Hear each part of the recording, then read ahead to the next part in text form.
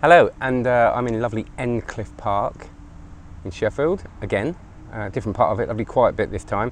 And I want to talk about, well, sort of carrying on from what I was talking about yesterday about happiness and stuff, but also about goal setting, because I do talk a lot about goal setting, and it is very, very important. But there's also can always be an issue with it. Depending on what the situation. So, part of a lot of what I do is talking about sort of creating stretch goals that are, seem a little bit beyond what we're capable of, but we usually are. But the sort of flip side of that is when we get obsessive with goals, which I've done before. And part of that is knowing when to quit.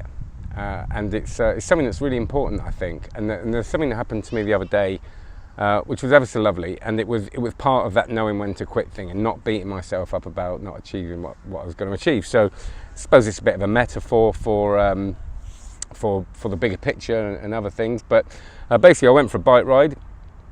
It was my first one in a week, so I wanted to do a long one, and I got up the road, and I did mention this on another vlog briefly, and it pissed down with rain. I had to stop, and then it brightened up again, so I started again, and I got probably 15 miles away. And then it pissed down with rain again, and I had all my camera equipment, and it was a bit of a nightmare. So I found a place called the Traveller's Rest, and it was quite weird because it was actually something I've gone past a lot, and thought, I wonder how lovely they are if you are a traveller and you need to rest. And I was kind of in that thing of I needed somewhere to shelter, so it's quite kind of sort of a bit retro, really. So I went in there, and it was 10 o'clock in the morning, and I thought it had opened at 12. So I kind of started walking away, and then the lady sort of came out and said, "Look, is there anything we can do for you?" I said, "It's okay, you're shut." And she said, "Well, no, come in and get out of the rain, and we'll do your coffee." And she made me a massive cafetiere coffee, couple of chocolates, all that sort of stuff. And I was really pissed off. I was pissed off because I had to stop again. I was pissed off because it was obviously I wasn't getting a longer ride, and it was getting really windy and blustery, and it just wasn't pleasant. I'd rather it pissed down for 2 hours and I go out in that than just sort of, like constant raining then drying out. Anyway, that's irrelevant. So there's a moment when I was in the cafe, and I was looking out the window in the pub, looking out the window, getting really quite wound up that I wasn't achieving my goal. Basically, I wasn't going to get there, and then I can remember a lot of stuff that I actually talk about, and that is sometimes it's better to just accept a situation and know when to quit. And I did just that. I kind of looked around me and thought, look, I'm in a lovely place, getting some shelter, having a chat with someone, and I just thought, look, I'm just going to make the most of it and sit here for a bit. And I sat there for probably an hour or 45 minutes, and I had just the loveliest conversation with the lady there, and she was called Miggs, and she kind of looks after the place, keeps it all sparkly, serves people like me, was so welcoming. And I just ended up having one of those conversations that you have that's just got a bit more depth than usual. It wasn't like, don't get me wrong, it wasn't like deeply philosophical, but it was quite, and it was lovely. And then the guy came out of the kitchen and offered to wrap up all my camera stuff in case it rained again, and he sort of wrapped it up with cling film really nicely, which was a really good job because it rained all the way home. And that was lovely, and that was and I remember the moment of sitting there going, you know what, I'm going to practice what I preach and just go, this is it, let's look around and be mindful of where we are and what was happening, which was a really lovely thing, being in someone else's hospitality that you didn't know. And that was a really lovely connection. And then once I'd accepted that, I started cycling home.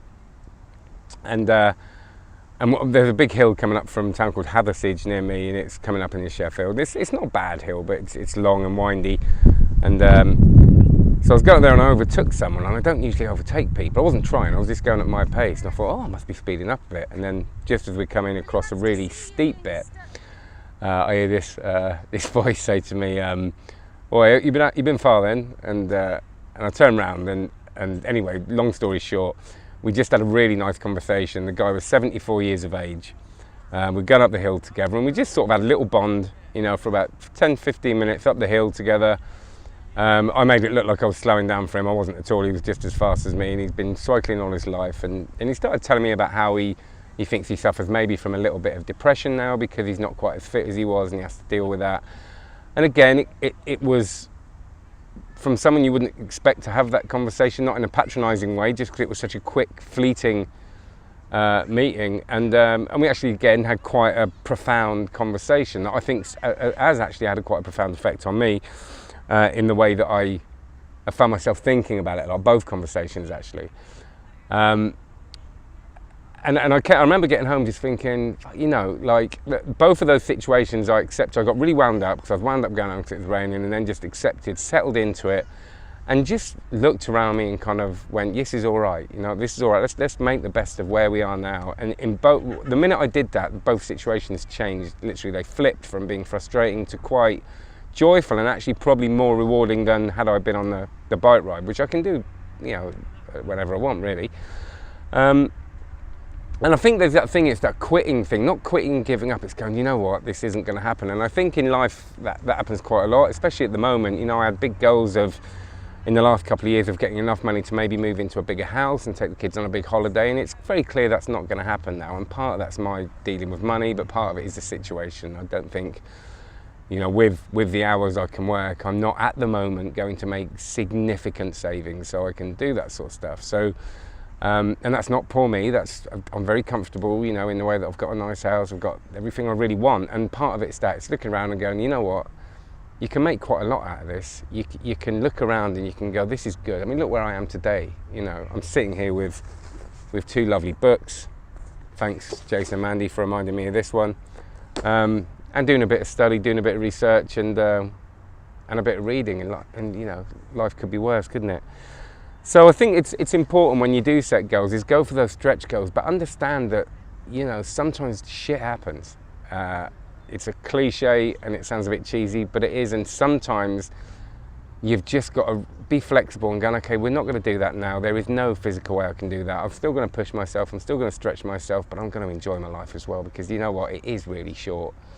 And I think that it's just something that just changes my complete perspective sometimes. And I hope, you know, you can take something from that. And it's probably something you do already.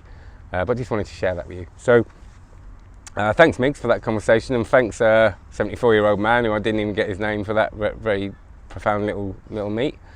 And have a great day.